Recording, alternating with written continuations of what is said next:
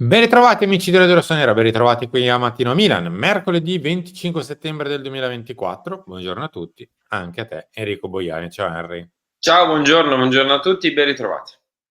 Non sembra, ma tra 2 giorni si gioca, quindi va bene che è finito ieri il turno di Serie A con la sconfitta dell'Atalanta, ma domani è già tempo di vigilia perché venerdì il Milan torna in campo con il Lecce per anticipare in vista di Leverkusen di martedì invece prossimo. Quindi Henry, siamo già in pista per capire se, come abbiamo scritto più di una volta, questa benedetta prova del 9 delle prossime 2 o 3 partite prima della sosta possa portare a un piccolo filottino positivo sull'onda del derby.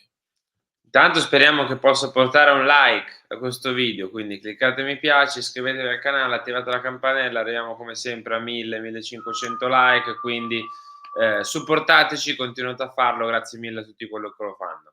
Detto questo, sì, si gioca e bisogna subito spingere, bisogna subito mettere altri 3 punti in tasca, bisogna vivere il weekend guardando tutti dall'alto, sperando magari che in Eh, pochissimi, se non nessuno, ti possa superare e quindi c'è la chance di farlo, perché giochiamo contro una squadra che rispetto ad altre magari è leggermente messa meglio, a livello sia di rosa che di come viene allenata, che di struttura societaria anche, però comunque viene da un'eliminazione in Coppa Italia col Sassuolo. E quindi è vero che c'eran le riserve, è vero che anche il Sassuolo non giocava proprio coi titolarissimi, però di fatto il Lecce ha perso una partita ed è uscito male dalla Coppa Italia. mh. Quindi bisogna subito mettere le cose in chiaro a San Siro che non ce n'è, che bisogna fare punti e che bisogna vivere un weekend bello tranquillo, perché guarda che vinci con Lecce, proprio vivi diversamente tutto il weekend, guardi le altre partite con un altro occhio.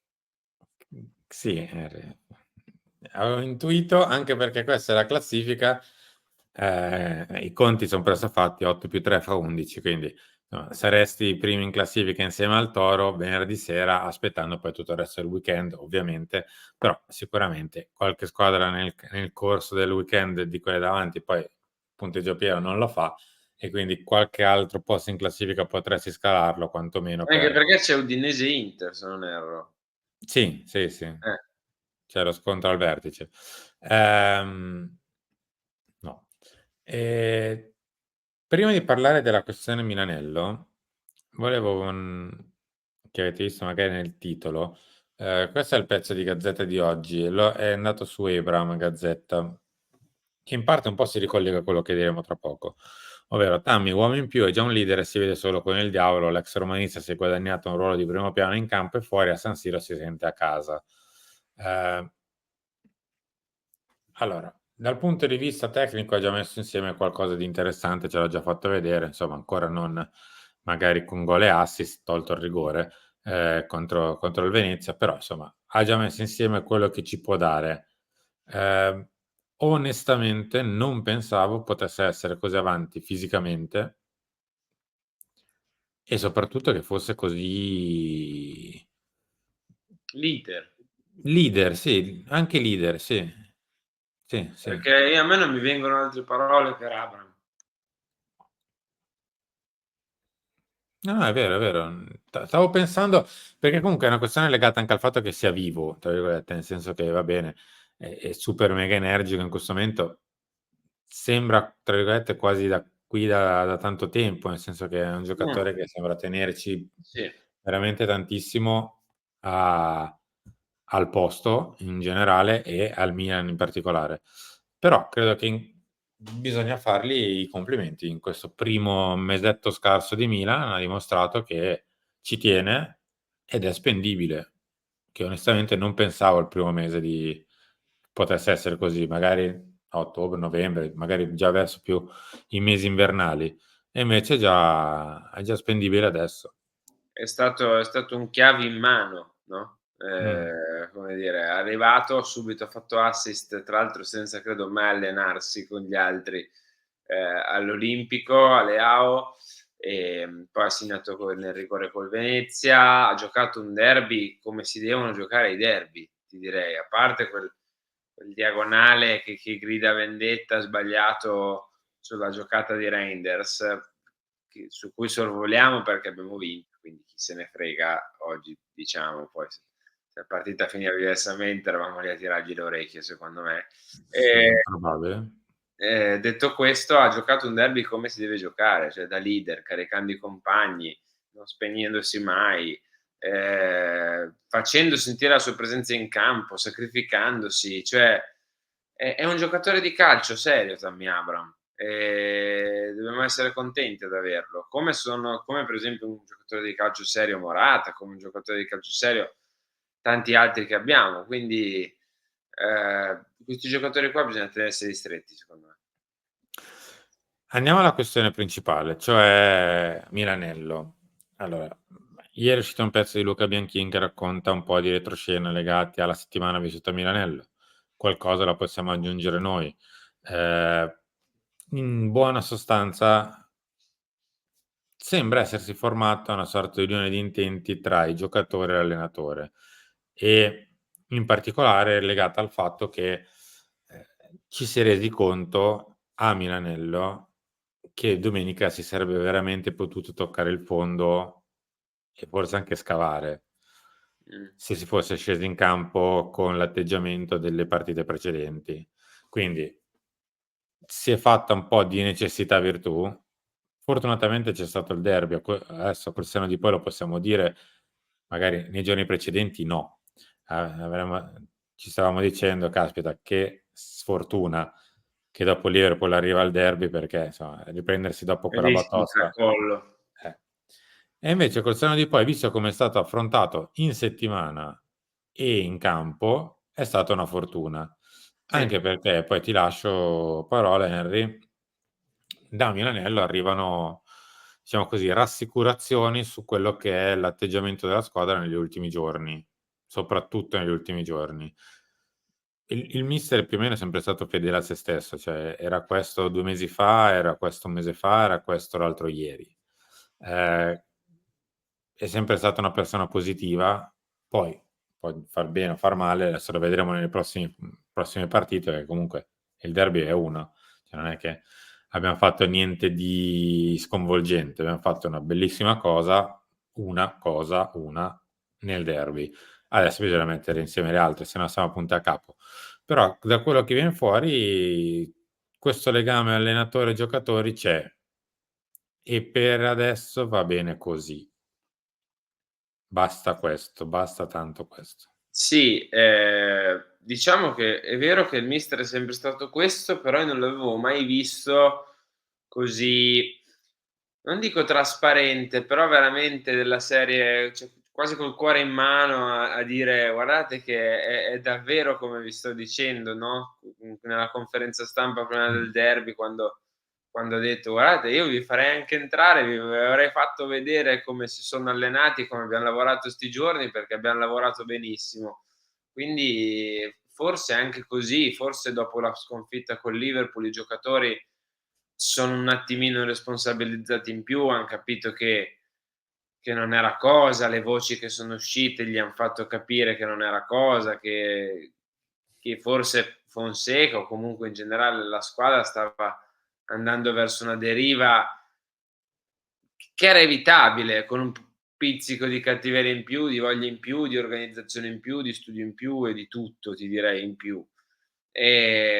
L'importante è che adesso si crei questa sorta di coesione tra la squadra e l'allenatore, tra la rosa e l'allenatore, perché al netto di tutto quello che accade più in alto, tra parole, discorsi vari, parole oltreoceano, disorganizzazione, correzioni del tiro tra una partita e l'altra degli advisor e via dicendo, al di là di quello che accade più in alto, si vincono le partite grazie a quel binomio lì, allenatore e giocatori. Quindi, ma ne abbiam visto in esempi recentissimi, noi tra i 1000 passaggi di proprietà, la Juve con tutto quello che gli è accaduto, no, con Allegri che comunque ha saputo cementare il gruppo con lui e andare a vincere trofei.